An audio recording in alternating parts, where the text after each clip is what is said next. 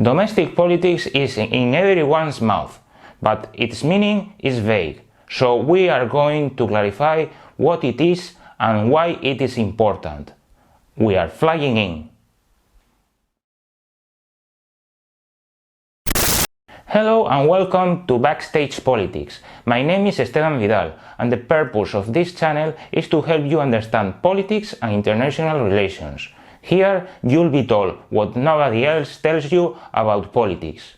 Today I want to speak about domestic politics. Yes, domestic politics, and it has nothing to do with how to manage household chores. On the contrary, it has to do with the social realm, where binding decisions take place. And here is the point. Why do we talk about domestic politics? Why is it important? In other words, how does domestic politics affect us in our daily life?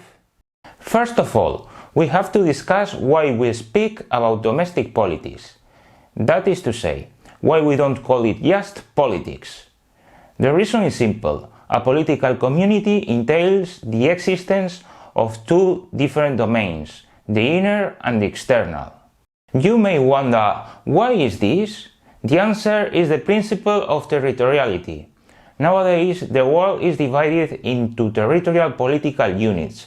We call them states. They form the state system that articulates the international realm. In some way, this is something relatively new, because most of history there were just empires, city-states, and tribes.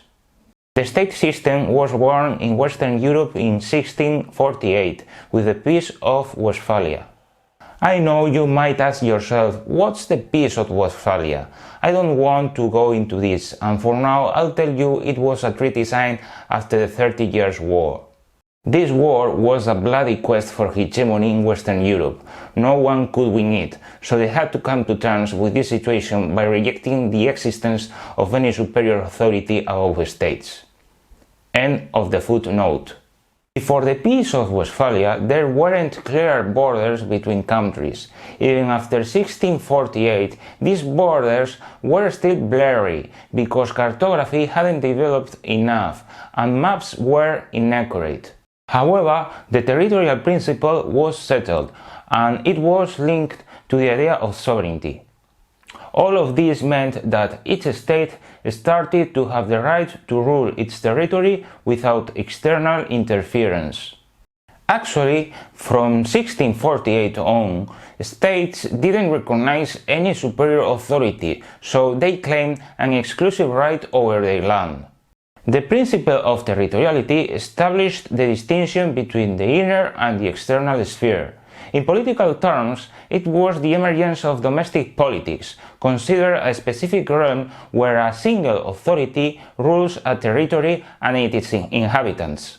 Hence, the specificity of domestic politics depends on territoriality, and in particular on the existence of political boundaries that define the geographical extension of the political community and its jurisdiction. We have seen different concepts so far, such as territoriality, sovereignty, and inner and external realms. They help us outline domestic politics, but let's take one more step. The birth of the modern state made possible the clear distinction between the inner realm and the international sphere, but we can't define this distinction exclusively in functional terms. It's also conceptual because it's supposed both fields have different rules. The international realm is autonomous in the way that its nature is anarchical because there is no central authority above national governments. So multiple interactions between different units of the state system form this field. However, domestic politics is entirely different. Its realm is a territory where exists a central authority that regulates social relations. Hence, there is a set of laws that shape the social order. If someone breaks the law, this person is brought to heel. In this way, the realm of domestic politics is the domain of order, stability, and justice. As a result, everything in this realm is much more predictable, because there are clear laws, and authority is enforcing them. With this explanation, we are ready to define domestic politics. Then we will be able to know why it is essential. If you consider useful this video, can you subscribe and smash the like button? Let's carry on. What's domestic politics? It's the politics that takes place inside the territory of a specific political community. If you still don't know what politics is, you should have a look at this video. Territorial boundaries define the geographical scope of this kind of politics, and this is what makes the management of the public affairs in this area its main purpose. That is the reason which explains why we speak about domestic politics. And now it's time to explain why domestic politics is important. As we have already seen, it has to do with the social order, so it is the domain in which binding decisions on society take place. Therefore, domestic politics shapes social relations insofar as it regulates them. By doing this, it defines not only what is forbidden, but also the institutions and structures that organize the whole society, as well as the public policies in certain fields. As you can see, domestic politics has a significant impact on society. It determines who rules the country, the way someone has access to power, how to pass laws, how to make public policies, who enforces the law, and so on. The distinction between the inner and external realm in politics is useful. It displays the different way both domains work. At this point arises an important question. Does such a distinction mean the absence of any connection between them? From the realist perspective, namely the international relations theory, this distinction is radical and doesn't admit any connection.